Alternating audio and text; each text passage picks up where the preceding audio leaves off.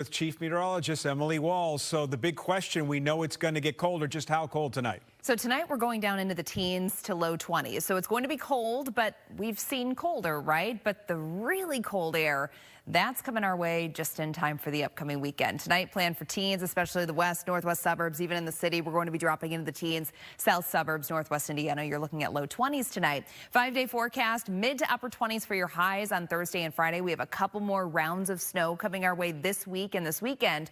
But this weekend, it is all about the cold, dangerously cold conditions expected for that Bears game on Sunday. I'll have the details coming up. The search continues tonight for 59-year-old Daniel Davis. He's been missing now for nearly 2 weeks. Police say he was last seen on the 26th of November near Union Road in Blue Island. Davis is an employee at Bourbon Street in Marionette Park. And that's where we find our Leslie Moreno. And Leslie, you just spoke to his daughter. What's the latest? Hey, Scott, good evening. Yeah, Dan is still nowhere to be found. Family is hoping he'll be found safe and sound soon. His daughter says family and friends have been searching practically around the clock. 59-year-old Daniel Davis was last seen on November 26 near Union Road in Blue Island. He's 5'8", around 170 pounds with gray hair. He was last seen wearing a black Harley-Davidson jacket, a red-black sweatshirt, and a black pants. Davis is considered an endangered adult, which means time is critical. There have been several reported sightings, including security camera footage that shows a man believed to be him wandering through neighborhood yards and alleys. His daughter says Davis has never acted like this before, adding to their concern that he may be disoriented, injured, or in danger. Family says they've been canvassing neighborhoods, checking cameras, handing out flyers, hoping someone somewhere will recognize him. We're holding out hope. We know that, if worst came to worst, like, we would know right away if, he was somewhere else or not with us anymore, God forbid. We're holding on hope that he is around here, because really the only explanation is that he's not in Blue Island anymore, or he is and somebody has been, taking care of him, or he's been taking shelter somewhere warm and taking care of himself. But yeah, we have a lot of questions as to why he wouldn't think to call home or try to get back here or tell anybody, or there's a lot of floating questions, but we're just trying to stay focused on finding him and then dealing with all that afterwards. And with cold weather setting in, each hour is crucial. As of tonight, there are no scheduled or organized searches. Family, however, is just encouraging everyone to keep an eye out for him. If anyone out there has any information, you're asked to call Chicago Police right away. For now, reporting live here in Blue Island, Leslie Moreno, Fox 32 Chicago. A local church is showing support for immigrants and their rights, but in doing so has created some controversy. A prayer vigil happening tonight outside of Lake Street Church in Evanston. The church put up a controversial nativity scene depicting the baby Jesus zip-tied. Now, they say this is a memorial to those impacted by recent ICE operations. This day and age, we're facing the reality of ICE. We're facing the reality of an authoritarian government. We're facing the reality of Donald Trump and MAGA, who is trying to dissect democracy in the United States. And in Evanston, we're just not going to have it. We know that your story is one where there was an authoritarian ruler, where there was political violence. The church says this scene has suffered some vandalism since it was built in late November. The Chicago Transit Authority tonight looking for help to address unhoused riders and those with mental health issues. The agency wants to partner with local groups to place safe ride specialists on trains. Now, they are trained individuals in mental health crises to help when problems arise. The goal is to improve safety for riders. Interested organizations will be able to learn more about the program at a virtual seminar early next month. Well, it's a major problem in our area. Drivers using the emergency lane during rush hour, and now Cook County Sheriff's deputies are cracking down. They're using high technology, including helicopters, to spot violators. In this special report, our Tia Ewing went into the thick of rush hour to see how it's done. We've all seen it. Drive time stacking up out there. 40 minutes on the Eisenhower from Route 390. Motorists snaking through traffic. And treating the emergency lane like it's just another express lane. For years, they got away with it. No warning, no stop, no consequences. Black GMC. Looks like one occupant in the front. Until now. August 27th of 2025, the Cook County Sheriff's Office brought out the big gun. $11 million for this, to be able to do patrols in Cook County, operations like this one. So it's a useful tool that they now have. They were borrowing helicopters between Chicago police, and at that time, they had 2 older helicopters in their fleet. And then they were also using Homeland Security's helicopter when it was available. So now the Cook County Sheriff's Department has their own. It's technology like you've never seen. You can see who's around, if people are running out of a house or hopping out of the car or whatever. On board is a MX-10 camera with night vision so sharp it can see you scratching your chin in the dark. The man behind the camera, Tactical Flight Officer Jim Gosling. We call it the hammer. This is basically how I control the camera, our main tool. You know, I could zoom in, I could zoom out, I could see, you know, I could switch to IR, infrared if I need to. Extremely helpful. The Cook County Sheriff's Office has issued more than 700 citations well before the chopper was up in the air. June through December of this year, motorists were illegally caught using the shoulder. Enforcement has resulted in at least 35 arrests, 11 vehicles towed, 54 vehicle registration violations, and 43 driver's license violations. Yeah, I sit on 290 myself sometimes. It is frustrating. Traffic's hard. It is Chicago. And then you'll see somebody driving down the shoulder real fast. They end up cutting somebody else off, and it's a domino effect. There we go. From the sky, Gosling and his pilot direct officers below. Make, model, color plate, every shoulder rider is identified before they even know they're busted, making it easier and safer to stop any shoulder violator in their tracks. They'll tell us along the way, like they're riding the shoulder, they're going in and out of traffic. They'll tell us actually what the infractions are, the traffic violations are that they're committing. Meet Lakeisha Palomino, an officer who has heard every excuse in the book. When you pull these people over for doing this, what are they saying? Why are they doing it? Oh, they're in a rush to get to work, or they're pregnant. They have to use the washroom. The list goes on. It goes on. It doesn't stop. You're an officer for Cook County Sheriff. But as an everyday person, I'm sure you've seen somebody pass you on the shoulder. And it burns me up. Why? Because just because they have what they feel is an emergency to get to work or whatnot doesn't mean that everyone else doesn't have some place to be as well. You need to be in traffic just like every other motorist. It didn't take long for Palomino to catch one. So you have tinted windows. Let your window down. I cannot see you. Are you going to let your windows down so that I can see and we can move forward with it? You don't have anything on you? Okay. Okay, that doesn't excuse the fact you need your driver's license and your insurance card.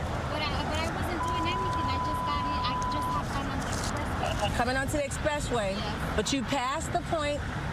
You passed the point of merging. You were riding on the shoulder. You were driving on the shoulder, but you cannot because there's no space. The driver finally fessed up to it that she wasn't following the rules of the road. You have to wait until they allow you to get in. You can't ride the shoulder. She was eventually cited, and the consequences really sting. It starts at a $250 fine, 3 days community service. So you end up picking up trash on potentially the highway you were just riding the shoulder on. And it's a 4-month process. Ro Khan, Chief of Strategy and Communications with the Sheriff's Department, says if you're caught again, it will cost you. The second violation is $500. It can go up to $1,000, and it actually can go to multiple weeks of swap, which is cleaning up the roadways. In less than 3 hours. The reason I pulled you over is because you can't drive on the shoulder. My right tires were shaking, so I was scared. So I was trying to get her there. The sheriff's office issued over 100 tickets for shoulder riding alone, and sometimes it's more than a citation. So this traffic stop right here, this is a shoulder driver, pulled over, has suspended plates and a suspended license. The SUV was loaded up on a tow truck. I'm gonna have to tow your car now. Hooked, the driver required to face a judge, fix her insurance, and pay fines before she can ever get back on the road. Any thoughts, anything? Driving on the shoulder isn't just rude, it's deadly. According to the AAA Foundation for Traffic Safety, 63% of fatal crashes involving roadside assistance providers between 2015 and 2021 occurred when a driver leaves the lane and hits the shoulder. It's so dangerous when people are blowing by you at 60 miles an hour and you're stationary, you're going 5 miles an hour. I mean, that's a 55-mile-an-hour impact if you take it. Some of these folks think they're so clever because they'll ride the shoulder, and if they see a police car up ahead or for some other reason, but usually because they see a police car, they'll try to duck into traffic then, and they think they've cleared it. We already have all the video footage from up above, and so we just go into the traffic ourselves, get behind the person, put the lights on, pull them over. Fox Chicago saw how it works in real time. And for drivers who think the shoulder is your shortcut, and another one, this operation is just taking off. Yeah, very interesting to be out there in the thick of it. Illinois State Police tell us the numbers collected barely captures the full picture. Driving on the shoulder could be a contributing factor for a crash, but a citation wasn't necessarily issued for one reason or another. But still in Cook County, ISP issued 50 citations in 2023, and in the past years, you can see the numbers right here in the year 2024, 50 citations were issued. For the year 2025, so far 60 have been issued. Tia Ewing, Fox Chicago. Back to work for the Bears, how they are prepping for the Cleveland Browns' second-ranked NFL defense, plus a full check of the forecasts. Emily's back after the break.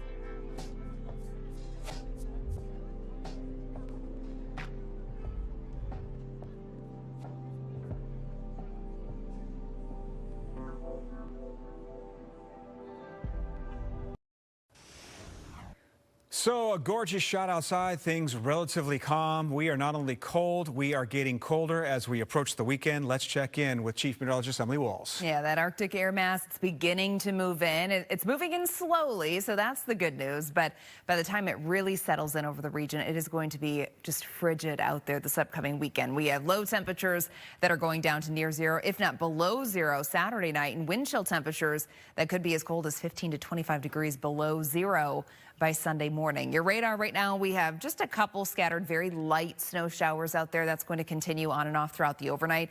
Futurecast taking us into early tomorrow. Dry skies during the morning hours. But then Thursday evening, Thursday night, we start to see our next storm system approaching the area. We're going to see light to moderate snow spreading in. That's going to continue through the overnight and then taper off going into your Friday. And then Friday, temperatures are going to be in the upper 20s. There's still a chance that we could be seeing some scattered snow, but another organized system is going to be in the region on Saturday that could be bringing us additional snowfall. Here's what we're expecting Thursday night into early Friday morning. Generally speaking, about an inch or two across most of the area. The heavier stuff that's going to be out in LaSalle, Kendall, Grundy counties. Your 7-day forecast tomorrow, 25. We have 29 degrees on Friday, Saturday, 15. And Scott, for the Bears game on Sunday, it is going to be so cold. In the morning hours, 15 to 25 degrees below zero is what it's going to feel like. And then during game time, we're just barely in the double digits, but feeling sub-zero all day. That's even cold for Browns fans. Yeah, I think for all of us, everybody. Okay, thanks, yeah. Emily. I'm Luke Canellis. Cubs doing a lot of looking, but no buying in the free agent market, while another big bat goes to the highest bidder during the winter meetings. And Caleb Williams, he took the last shot against the Packers and failed. But much like MJ and Kobe, he's not discouraged, and he cannot wait for another chance to win a game. We'll hear from Caleb in sports. Good day, Chicago.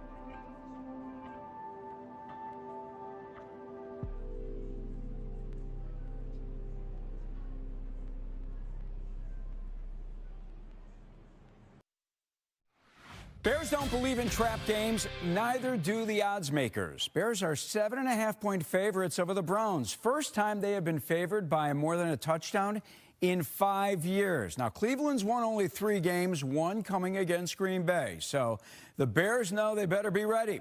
Cassie Carlson with more from Hallis Hall. After an emotional loss to the Packers, the Bears know they can't have a letdown game against the 3-win Browns. And as Ben Johnson emphasized this week, every game matters, especially for the Bears who hope to make the playoffs. this week is equally important. We need this win. We desperately need this win. It's going to take 11 games to get in my opinion. And with the amount of good, really talented teams in NFC, 10 wins, I don't think is going to get it done. Playoff mentality, the championship mentality, that's what we, that's where we want to be. That's where you want to be every year. While the Browns offense with rookie quarterback Shedeur Sanders is improving every week, they have the second best defense in the league. And defensive end Myles Garrett, who has 20 sacks and is 3 away from setting a new single-season sack record. He has as the kids say, is a deep bag of tricks. He's right there at the sack record, almost there at the sack record. And so going to try and make sure that he doesn't get the sack record on us and on me. It'll be another cold game for the Bears at Soldier Field with wind chills as low as 10 degrees below zero, having the potential for one of the coldest games in Soldier Field history. I don't really think about the cold weather during the game. It's more about before the game. It's like the whole lead up, the warm-ups. It's kind of just standing around. That's kind of the annoying part of it. The TV timeouts. You know what I mean? I kind of just stand around by the heaters, and it's 30 seconds left on the TV time. I run out on the field, get the play call. I've played in some cold games already here, and I've played in cold games before. I believe that, weather and elements don't bother me. The Bears did hold a walkthrough on Wednesday, and when asked if we'll see Kyler Gordon the remainder of the season, Ben Johnson said to be determined. It did not look good after he re-injured his groin in pregame warmups in Green Bay. At Hallis Hall, Cassie Carlson, Fox 32 Sports. All right, thanks, Cassie. Vegas has the Bears making the playoffs, but they may have to win 3 of their final 4 games, not 2. They're still not the favorites, though, to win the NFC North. Fox Sports' Daryl Moose Johnston will call Sunday's game. He agrees with the odds makers. If they find a way to have a nice run here down the stretch, they'll go into the playoffs extremely confident that they can play with anybody in today's NFL, because I don't see a team in the NFC or the AFC who's really separated themselves and said, we're the team you have to beat. So I think it's going to be fun. I think it's going to be great football through the month of December into January as we head towards the playoffs. Cubs lost out on another big bat. And if you thought the polar bear might feel right at home with the Arctic cold headed our way, you're wrong. He took the big money, ran to Baltimore. Pete Alonso agreed to a 5-year, $155 million deal with the Orioles. So I asked ESPN's Jesse Rogers, where do the Cubs go from here? Right now, I think Casey's going to be given a lot of runway and right by Esteros catching 1 or 2 times a week and DHing, switching off a little bit. And I think they're going to give Shaw a lot of runway as well. You've groomed these young players. Let's see what they can do. And if they hit, then you've got them on a cheap price for a few years here, and you can spend money elsewhere, like on the pitching. I like the plan. Hey, plenty more coming up on Chicago Sports Tonight. Great show tonight. Cassie and the Athletics' Dan Weeder at Hallis Hall. Daryl Moose Johnston on the Bears. Jesse on what's next for the Cubs and White Sox. 9:30 here on Fox 32 Chicago. Thanks, Lou. Now the latest developments out of Michigan, where former Wolverines head coach Sharon Moore has reportedly been detained in Saline and turned over to police in Pittsfield Township as part of an investigation into potential charges, although it's not clear tonight why he was detained. The news coming hours after Moore was fired by the University of Michigan after a school investigation allegedly found evidence of, quote, an inappropriate relationship with a staff member. Moore succeeded Jim Harbaugh as head coach less than 2 years ago. To the ice we go. Connor Bedard and the Hawks hosting the Rangers. Second period, Blackhawks up 1-0. Andrei Burakovsky setting up Bedard in front of the goal, his 19th of the season, tied for 3rd in the league. Blackhawks win this one 3-0. We're back after the break. Make the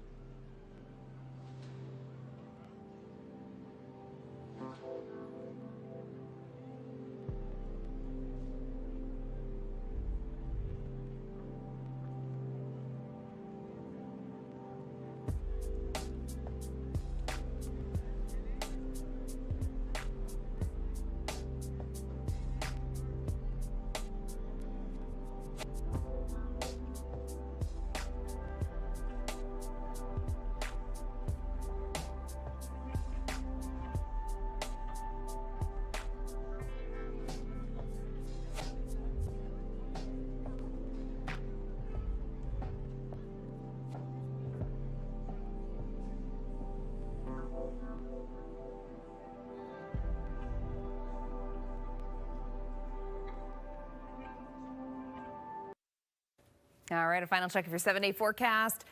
It isn't pretty, but we'll get through it, right? Tomorrow, 25 degrees. We have a chance of snow Thursday evening. That's going to last into early Friday morning, 1 to 2 inches possible there. 29 degrees on Friday. On Saturday, we have another chance of snow, especially across the southern half of the Chicagoland area. But the bigger weather story this weekend is really about the cold. 15 degrees for your high on Saturday. Sunday, we're going to be sunny. We'll have high temperatures near 12, so it's going to look like a pretty day. But I think for all the folks that are going to be out at Soldier Field, you know, it's going to be a long game, I think, for a lot of people, because it's going to feel like sub-zero temperatures all day long when it comes to the wind chill. That 35 on Wednesday looks downright comfy. Yeah, it's going to feel tropical. All right. Thanks, Emily. Thanks for watching at 9. Remember, you can catch us anytime on your smart TV through Fox Local. We're on all the streaming platforms. Always start your day with Good Day Chicago tomorrow morning at 4:30. CST is straight ahead. Good night.